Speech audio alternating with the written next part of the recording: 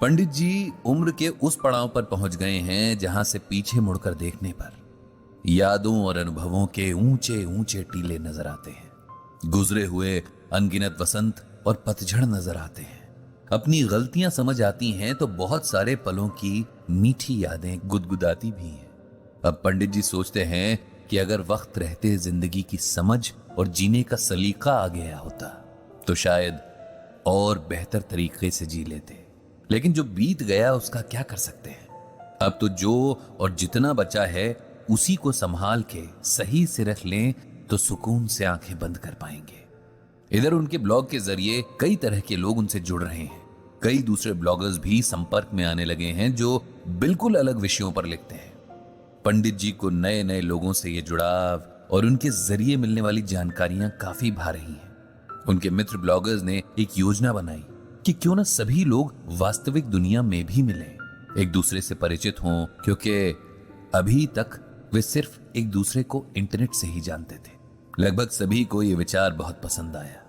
तय हुआ कि एक खास दिन पर एक शहर तय करके सब वहां पहुंचेंगे और एक मिलन समारोह किया जाएगा।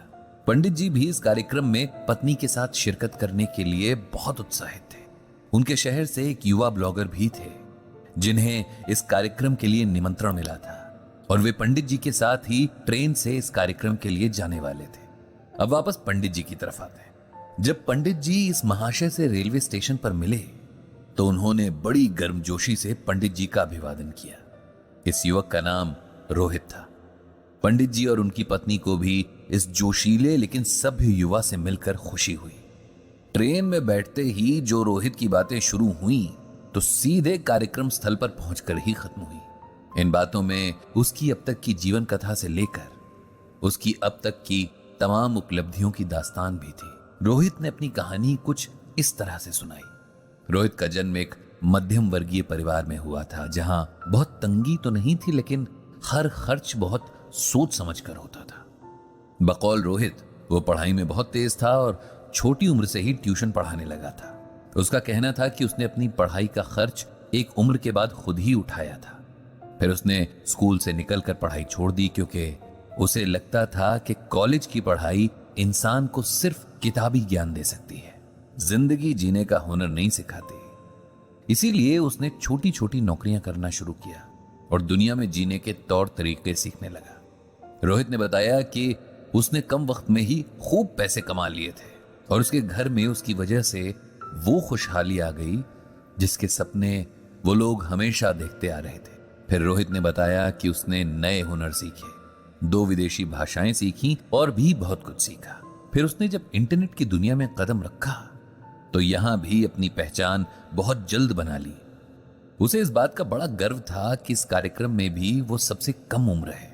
रोहित की बातों में बस अपना ही जिक्र था।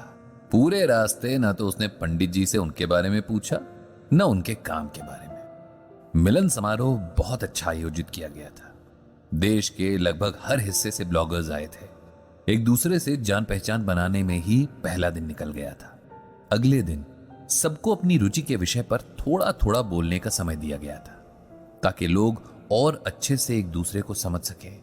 रहने व खाने की व्यवस्था एक होटल में सबके आपसी सहयोग से की गई थी। अगले दिन पंडित जी नाश्ता करने के बाद होटल के लॉन में टहल रहे थे कि तभी वहां रोहित आ गया। वो हमेशा की तरह बहुत जोश में था। उसने पंडित जी से पूछा कि क्या वे आज भी गीता का कोई श्लोक सुनाएंगे जैसे अपने ब्लॉग में लिखते हैं। उसके सवाल में जैसे एक कटाक्ष था। फिर उसने अपने ब्लॉग के विषय में बताना शुरू किया। यूं तो उसके हिसाब से उसकी बेशुमार रुचियां थीं, लेकिन आजकल वो विलुप्त होते पक्षियों की जानकारी अपने ब्लॉग के माध्यम से लोगों तक पहुंचा रहा था। उसके ख्याल में इस दौर में अब लोगों को आध्यात्मिकता की जगह व्यवहारिक ज्ञान की जरूरत थी।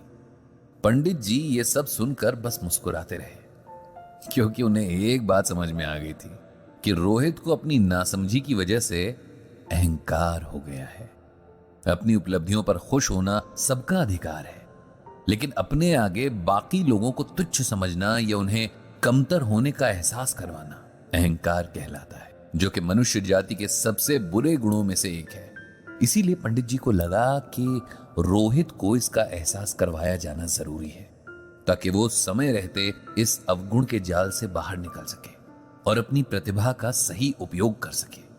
कार्यक्रम शुरू हुआ और हर वक्ता के पास बोलने को कुछ बेहतरीन था।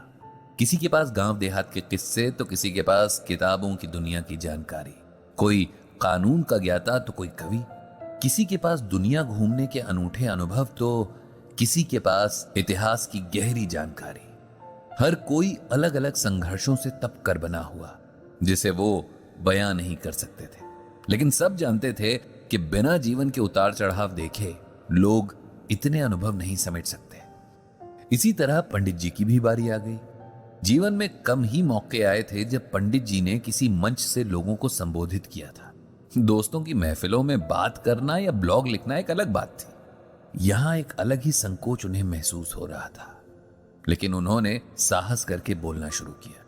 संबोधन के बाद जो उन्होंने कहा वो इस तरह से था। आप सबके अनुभवों और जानकारियों को सुनते हुए मैं खुद को बहुत खुशकिस्मत मान रहा हूं कि आज यहां आपके बीच बैठा हूं। मेरे पास बताने को कोई किस्सा नहीं कि आप लोग हैरान हो, न कोई जानकारी कि आपको चकित कर सकूं। मैंने अभी तक एक बहुत साधारण सी जिंदगी जी है, जिसमें दाल रोटी की फिक्र और जिंदा रहने की जद्दोजहद है। रुचि के नाम पर बस एक ही है कि पढ़ने का शौक रहा, जो उम्र के साथ धार्मिक किताबों की तरफ ज्यादा हो गया। जो थोड़ा बहुत सुना, पढ़ा और समझा वो सबके साथ बांट लिया। ये तो आप जैसे लोगों का बड़प्पन है कि मेरे अधकचरे ज्ञान को भी सम्मान दिया और अपने बीच उठने और बोलने का मौका दिया। इसके लिए मैं आप सभी का शुक्रगुजार हूं। अब क्योंकि इस सभा का नियम है कि अपनी रुचि के विषय से कुछ सुनाना जरूरी है, तो मैं श्रीमद् भगवद गीता का यह श्लोक आप सबको सुनाना चाहता हूं। प्रकृतेः क्रियमाणानि गुणैः कर्माणि सर्वशः अहंकार विमूढ़ात्मा कर्ताहम् इति मन्यते। इस श्लोक का अर्थ यह है कि संसार की सभी गतिविधियों को प्रकृति के गुणों द्वारा किया जाता है, लेकिन अज्ञान में आत्मा शरीर के साथ झूठी पहचान से बहकती है, खुद को कर्ता मानने लगती है। यहां भगवान श्री कृष्ण अर्जुन को समझा रहे हैं कि इस संसार के सभी कर्म प्रकृति द्वारा पहले से तय हैं। कौन क्या करेगा, कैसे करेगा, ये प्रारब्ध में बहुत पहले लिखा जा चुका है। ऐसे में जब आत्मा को लगता है कि ये सब उसके द्वारा हो रहा है, तब वो अहंकार से ग्रस्त हो जाती है, जबकि ये अज्ञानता की निशानी है। हम जीवन में क्या करते हैं, क्या नहीं, इसके प्रति सजग होने और अहंकारी होने में बहुत फर्क है। अपने कर्म के प्रति सजग होना हमें सफलता और शांति देता है, लेकिन उसके प्रति अभिमान या अहंकारी होना हमें दुख देता है, अपमानित भी करवाता है। यह जीवन का ऐसा सच है जो यदि हम समय रहते समझ लें तो कई दुखों से बच सकते हैं। प्रकृति से हम इसके अनेक उदाहरण सीख सकते हैं। जितना ज्यादा फलों से भरा पेड़ होगा, उसकी टहनियां उतनी ही झुकी होंगी। विनम्रता सबसे बड़ा गुण है, यह हमें सही मायनों में इंसान बनाती है। पंडित जी द्वारा इस श्लोक की सुंदर व्याख्या सुनकर सबका मन प्रसन्न हो गया। शायद रोहित को भी उसके अहंकार का एहसास हो गया। यह हो सकता है ना भी हुआ हो, लेकिन जिसने भी इस श्लोक को एकाग्रता से सुना, इसका अर्थ और संदेश समझ गया था। इस तरह बहुत सारे अनुभवों और ज्ञान के साथ ये मिलन समारोह समाप्त हुआ। वापसी में रोहित एक बार फिर पंडित जी के साथ ही था, लेकिन इस बार वो उनसे गीता ज्ञान समझाने का आग्रह कर रहा था। पंडित जी ने मन ही मन भगवान श्री कृष्ण और भागवत गीता को प्रणाम किया और सबकी बुद्धि प्रकाशित करने की प्रार्थना भी की।